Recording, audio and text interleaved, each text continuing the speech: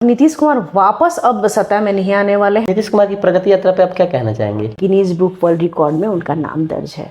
किस पार्टी में हम जाएं, पैसा 21,000 रुपये शुल्क दे करके लोग आए हैं। तो आपके नज़र में चिनारी विधानसभा में सबसे बड़े मुद्दे क्या हो? हमारे घर परिवार में हम लोगों ने चिनारी विधानसभा में बहुत काम किया है। ये पार्टी सिर्फ अपने परिवार को देखती है, तो वो खून में राजनीति है। हमारी जनता भोजपुरिया है और हम भोजपुरी में शपथ ले। सभी दर्शकों को नमस्कार, मैं प्रिंस कुमार सिंह। अभी हम लोग सासाराम नगर निगम में हैं, जहां पे हमारी मुलाकात पूनम पासवान जी से होती है। पूनम पासवान जी जो कि एक जन सुराज में प्रदेश सचिव हैं।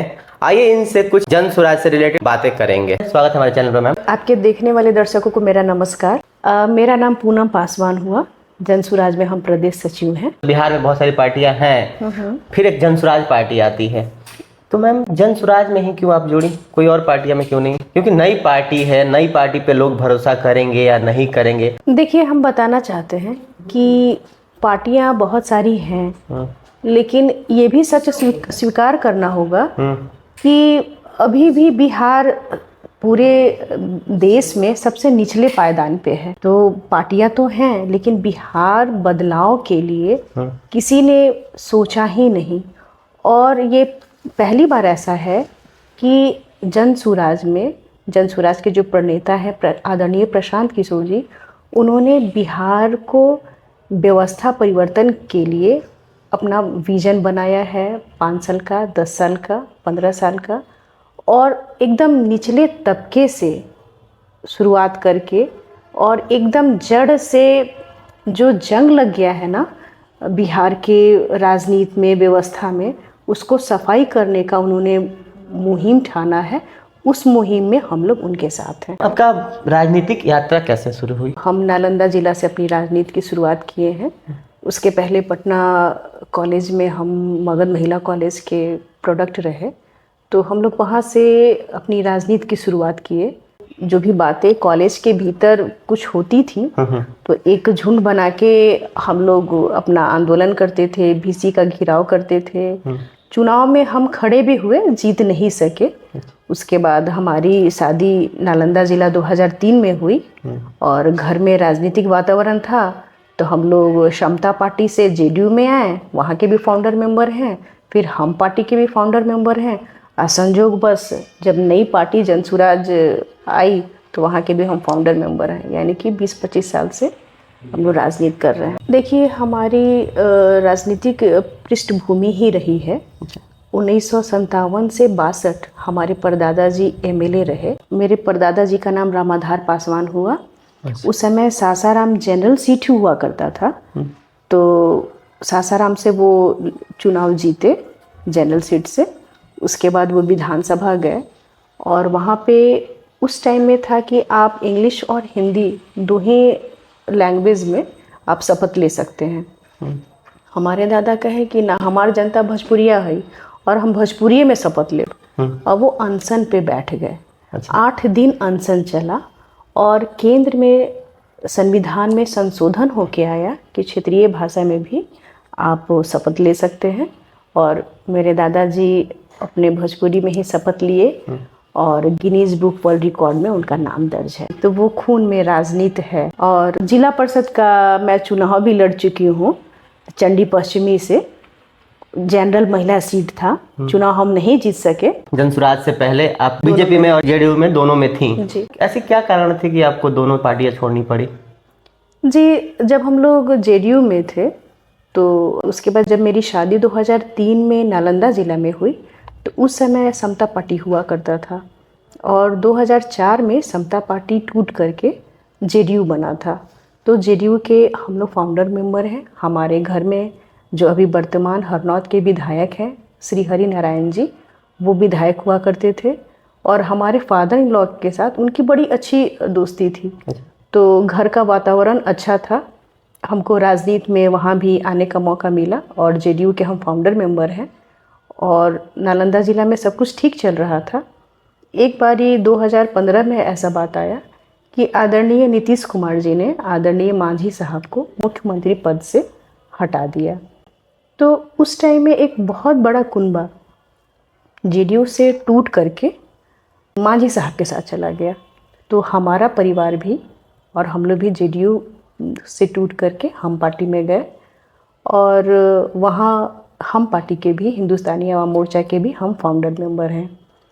लेकिन वहाँ भी काम करते हुए लगा कि ये पार्टी सिर्फ अपने परिवार को देखती है। आदरणीय श्री जीताराम मांझी साहब को जब जब टिकटें मिली तो उन्होंने अपने समधिन को टिकट देने का काम किया, दामाद को टिकट देने का काम परिवारवाद किया। परिवारवाद जब था तो ऐसा लगा कि नहीं, हम सही जगह नहीं हैं। तब थोड़ा हम घर में 2020 के बाद 21 के बाद थोड़ा हम घर में बैठ गए और हम सोच रहे थे कि अब किस पार्टी में हम जाएं। हम मुकेश साहनी जी के पार्टी में जाएं कि उपेंद्र कुशवाहा जी के पार्टी में जाएं। तभी ऐसा हुआ कि प्रशांत किशोर जी जो पूर्व में जेडीयू के उपाध्यक्ष हुआ करते थे, वो एक नया मुहिम लेके, नया सोच लेके 2022 से अप्रैल मई में लोगों से मिलने जुलने लगे, अपनी बात करने लगे।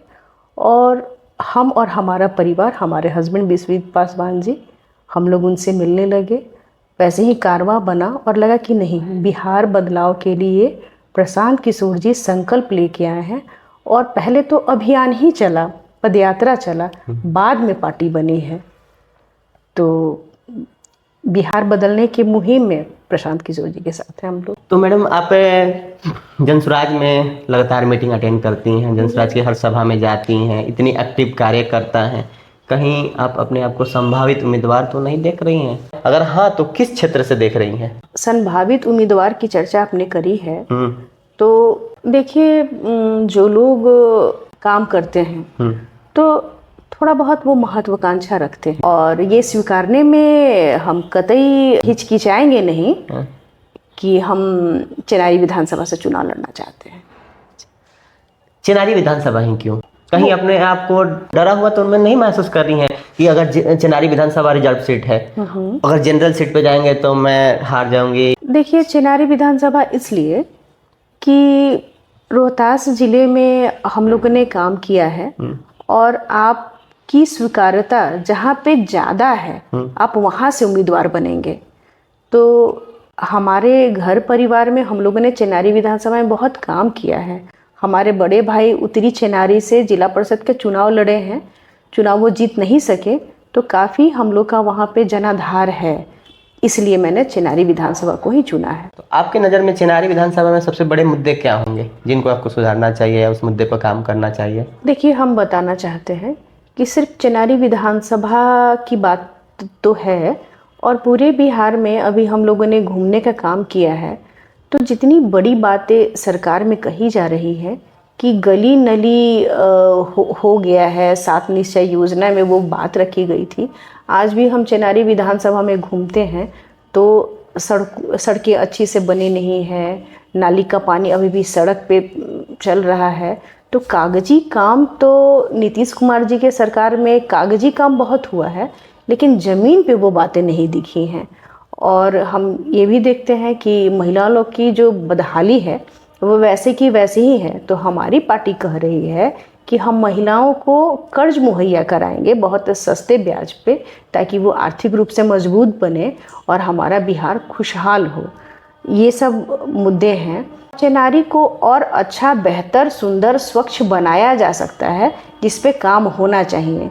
चिनारी विधानसभा में अभी जो विधायक हैं मुरारी प्रसाद गौतम जी मंत्री भी रह चुके हैं, कांग्रेस की सीट पे चुनाव लड़ते हैं, टिकट मिलता है और जीतते हैं, भाजपा में चले जाते हैं।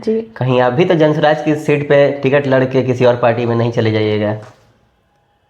देखिए, ऐसा नहीं है। जब हम लोग बिहार बदलने का संकल्प और इतना बड़ा मुहिम लेकर के हम लोग चले हैं, तो आप यकीन जानिए, यकीन मानिए कि चिनारी विधानसभा की जनता जब हमको मौका देगी और जन स्वराज के बैनर के तले मौका देगी, तो इतनी गंभीर गलती कम से कम पूनम पासवान से नहीं होगी। जन स्वराज हो, चाहे जेडीयू हो या कांग्रेस हो, सभी पार्टियां चुनाव नज़दीक आ रही हैं, कुछ ना कुछ नए यात्रा की शुरुआत की हुई हैं। जैसे कि आपके प्रशांत किशोर जी की पार्टी जन विस्तार योजना चलाई, उसके बाद उद्घोष यात्रा की शुरुआत की, कन्हैया कुमार की बाइक रैली चल रही है और नीतीश कुमार की प्रगति यात्रा चल रही है। तो मैम, नीतीश कुमार की प्रगति यात्रा पे आप क्या कहना चाहेंगे? कोई भी यात्रा नीतीश कुमार जी कर लें, अब उनकी नैया डोल गई है और डूब चुकी है और नीतीश कुमार वापस अब सत्ता में नहीं आने वाले हैं, जेडीयू नहीं आने वाली है। और हमारे प्रशांत किशोर जी ने तो मंच से कहा है कि आह्वान किया है कि जेडीयू के किसी भी विधायक को कोई वोट नहीं देना है। अगर उनके 2, 4, 5 भी विधायक जीत के आ जाएंगे तो या तो वो ललटेन में सवार हो जाएंगे या फिर कमल पे सवार हो जाएंगे, इसलिए नीतीश कुमार जी को अब नहीं आने देना। जब हम लोग का राष्ट्रगान चल रहा था तो नीतीश कुमार ताली बजा रहे थे, किसी सामने वाले व्यक्ति को प्रणाम कर रहे थे और पीछे जो उनके सचिव खड़े थे वो उनको थोड़ा समझाने की भी कोशिश कर रहे थे। तो हम कहना चाहेंगे आपके चैनल के माध्यम से कि मुख्यमंत्री जी का मानसिक संतुलन अब बिल्कुल बिगड़ चुका है। वो एक दिन भी मुख्यमंत्री के पद पे रहने लायक नहीं है और हम गुजारिश करेंगे महामहिम राज्यपाल से कि वो बिहार में राष्ट्रपति शासन वो लगाएं और बिहार को बचाएं।